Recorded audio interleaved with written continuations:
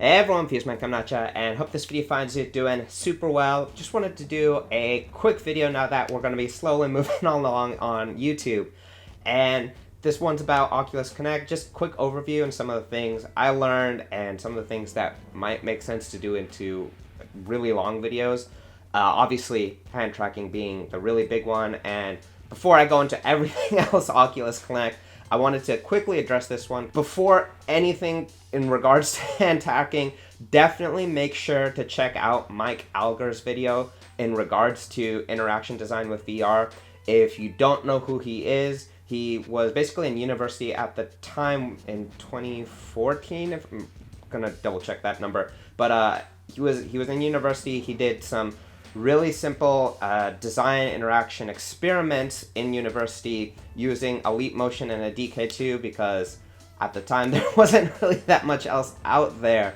And he would test how do people interact with things, what kind of felt like the optimal way to do it. And yes, that is, at this time of recording, it is about 5 years from now, but still, after seeing the hand tracking, just in quickly going through the keynote at OC6, I kind of remembered about this video, and I went back and watched it, and it's still just as relevant as it is today. Sure, the interactions might depending on what application you're trying to build, but regardless, I still think it is super valuable just in the basic sense of how people might use hand tracking. And yeah, again, that needs to be a whole separate video to go over the pros and cons, some of the input mechanisms, interactions that might be good, might be bad, but for starters anyway, definitely go check that video out. I'll leave it in the iCard above, also in the description below, just because I really think it's a super valuable piece of information. It's also one of the reasons I went ahead, pulled out my Leap that I was just sitting around somewhere. I mean, I don't think I've ever opened it actually. Yeah, oh, maybe I did, just to tinker around with it. But yeah, Leap, while it might be dead, it still kind of started it. It's where a lot of people were experimenting around with it, and while it never took off, I think there are a lot of lessons that can be learned from the Leap and its failure in a sense, and see what might be good and bad with regards to headsets having hand tracking moving forward.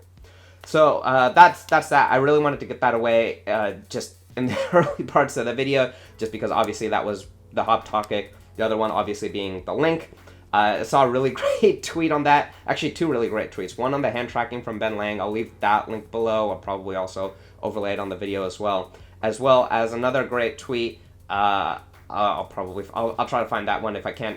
The summary of it was basically, in last year, we were so excited about being wireless with the Quest, and now this year, we're so excited about being wired with the Quest. Regardless, I think the VR community is super happy with any technological advancements. I think probably the big thing, of course, with the Quest was it made sense to have it wired to get that extra power, also to get the content library. And now that we have it, I think it's kind of a win-win. And in both cases, I think there's a benefit and excitement to be had, and obviously more options is always really a good thing in this space. So those were kind of the two main things. One other thing that I thought was interesting is regarding I personally love Abrash, and might be a controversial opinion here, but I kind of prefer Abrash over Carmack. Just saying that. You can judge me however you want, but his talk's always at the end of Oculus Connect, minus the one time where he did a stupid news interview, whatever. We're gonna ignore that one. But the times he does do it, I think are always really interesting. As he said on the stage, he definitely, I think, was a little bit optimistic, and obviously this is coming from a guy that lives and breathes it even more than I do. And I mean, if he has to push it out, I think that's something to be respected in that regard. Now, going to, I think the main reason I bring him up for this video in particular is his dream vision for kind of a workstation that you could use with VR. And it actually really ties really well to Mike Alger's video, because he uses that as a study or a case study. And I definitely think there were a lot of things there. The one thing that I thought was two things that I thought were especially interesting. One, I was talking to a couple people at HTC. They mentioned, I think, foveated rendering probably is more exciting than hand tracking, which I tend to agree with. And two, when he mentioned hand tracking, he actually mentioned it with a glove. Now, I don't think a lot of people were talking about this, and I think it's kind of interesting because there are definitely pros and cons to having a glove or something where you can feel haptic feedback. And I learned recently there's a difference between haptic feedback versus force feedback, but the idea of having basically using your touch sense at that point as opposed to just kind of feeling around is, I think, super valuable. And obviously with the current kind of limitations with hand tracking, that may or may not be suitable at the moment, but I think it's something definitely it sounds like Facebook is looking to, and probably, if I had to guess, probably a couple generations from now. So one thing definitely, or I guess two things that I thought really stood out when I quickly skimmed through his talk, because while I was at OC6, I actually didn't go to a single talk, including keynotes, just because it's a lot more to talk to all of you guys, everyone in the community, a bunch of YouTubers who are out there, and I'll get to that in just a second. But yeah, I think that was kind of more of the reason why I went, but everyone pretty much plays conferences however they think feels best for them. So yeah, anyway, so I was literally yesterday, I was just going through the keynote, pretty much just went through at 2x speed, because at this point I pretty much watch every YouTube video at 2x speed, but pretty much went through Zuckerberg's piece, including the scary part about BCIs, and that's a whole separate topic that I don't want to get into right now, and Abrush's piece. So yeah, that I think mostly covers it, and then there's a lot of stuff regarding content, but that was kind of hit or miss. So yeah, those kind of were my kind of perceptions from actually just going through kind of the announcements. And on top of that, obviously talking to you guys. There are a bunch of you guys. I love talking to you guys whenever I go to any of these conferences. Really cool to see what you guys are working on. I was talking to one guy who's working on VR esports, which is really, really cool. A lot of applications in that space. Got a couple of requests for an updated version of the bow and arrow video, which I definitely now have to at least consider, and probably whenever I get my hands on a Quest, that's probably something that I should do, just because surprisingly has held up really well, but getting that a little more concise probably wouldn't hurt either. So there's that. Then pretty much, I mean, I got all your cards here, a couple of indie devs, which is really cool. I really love seeing whatever you guys were working on, and feel free to send that to me. That type of stuff really gets me excited more than anything else. The fact that there are people working in the space who've learned maybe from seeing a couple or one of our videos really doesn't matter to me. That just kind of blows me away at how something so small as just a simple video that we probably spent a couple of hours to put out there is pushing this industry forward. So by all means, feel free to send stuff to us. We really enjoy seeing that. And I mean, I always keep the business cards because I think they're fun collectibles and give me a little piece of the stuff to remember. Probably not nearly as well as pictures do, but I kind of suck at taking pictures. It's kind of funny because I do YouTube, but it is what it is. And yeah, so that, I mean, there's always, I always catch up with a ton of friends at Oculus Connect. It's, as opposed to like driving around everywhere, it's like just one place where literally everyone that I know comes to, whether it's you guys on YouTube, whether it's friends from around the Bay Area where we're at, it's always a good time. Speaking of the other people I met the Warp Zone, and if you guys don't know who the Warp Zone is, make a lot of fun comedy sketches, gaming. They made a couple on VR. I think their Beat Saber one is absolutely hilarious, but a bunch of other stuff in between, and really cool guys actually. And they're filming in on. Apparently YouTube had, I mean, they're based in LA. YouTube had brought them down to the YouTube, I guess, space out there, which is supposed to be pretty big. And they were given a very quick workshop on how to use the Lenovo Solo as well as the Lenovo like kind of 180 camera to start shooting for that, which I thought was actually pretty interesting. I mean, I did have to basically tell them that Daydream is pretty much dead at that point, so they might not be using the VR stuff. But at the same time, still getting people to kind of use YouTube as a medium for creating that type of stuff is, I think, really cool. And it's kind of surprising to me how Oculus Connect has been a place where I see, I mean, I love meeting you guys, and I kind of feel like a YouTuber there, but whatever that means. But it's also kind of a place where, surprisingly, I've been able to fanboy a lot. I've met the Game Theorist, I think, last year. Another really cool big, I mean, these are million subscriber channels that pale in comparison to the whole VR YouTube space as a whole.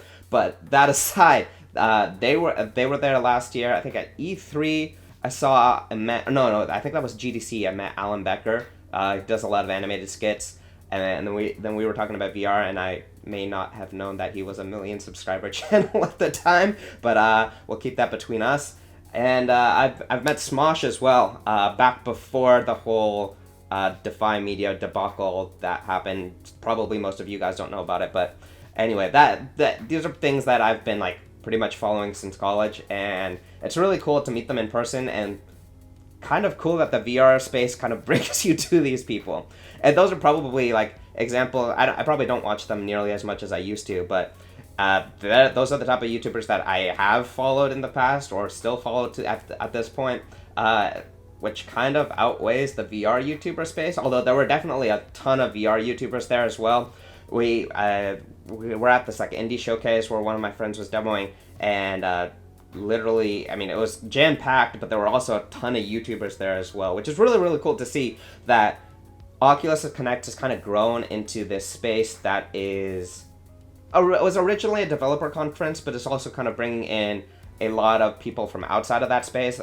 For example, we were talking to this middle school teacher, and he was telling me and Hassan about how he has basically, I mean, the school didn't budget any of this, but he just pulled together some money, bought a couple of, I think, Rifts at the time, but now I think he's going to get some Quests, and that's causing some of his students, especially since he teaches animation, to get the Quests and start developing outside of the class as well, which I think is really, really cool. And really enough is not being said about kids and how they're really going to push this technology forward.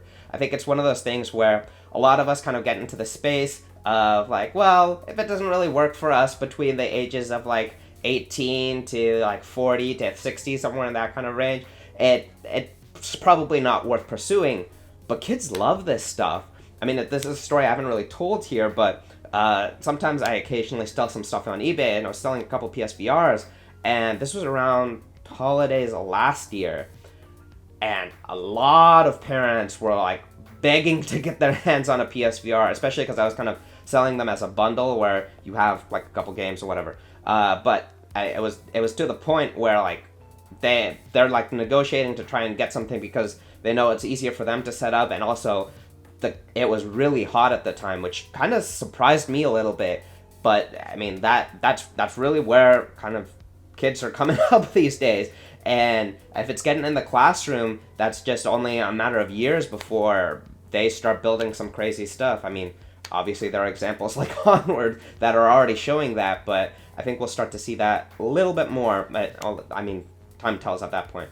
So yeah, those are kind of some very high level concepts, and I thought they were super interesting and worth putting in video format and to just talk with you guys about, because there's definitely a lot there that happened to talking to a lot of random people, which is always really, really actually exciting. And I put this on Twitter also. I kind of felt energized after that because there's so many people working in this space doing a bunch of cool things, and it's just a matter of time. I mean, the slogan for Oculus Connect 6 was "The time is now." That might be hit or miss, especially because like you kind of pair that with Abrash's like pushing all this technology back, which is kind of ironic. But at the same time, it's like there's a lot of stuff that's still being built now, and the technology, especially in the VR space, more than the AR space, is really there to start developing with and start experimenting with. And I mean, I was talking to a couple folks, and we were talking about like kind of the rules of VR and how some people might start to put these limitations on the space. And I'm like, it's still pretty much the wild, wild west at this point. And we still, I mean, Beat Saber's one a great example, but there needs to be a lot more pieces of content to really push this industry forward. And in that sense, the time is now, but not necessarily in the fact that this is a mass market space. But anyway, that pretty much does it for this video. And I hope you guys enjoyed. I'd love to hear what you guys thought of Oculus Connect, whether you were there, whether you were not there. And yeah, looking forward to reading through those comments. And obviously, I mentioned at the beginning of this video, the next video is going to be definitely on hand tracking, which is just a massive, massive topic to go through. So that'll pretty much do it. Thanks so much for watching. And until next time, It's been FusedMan, and I'm signing out.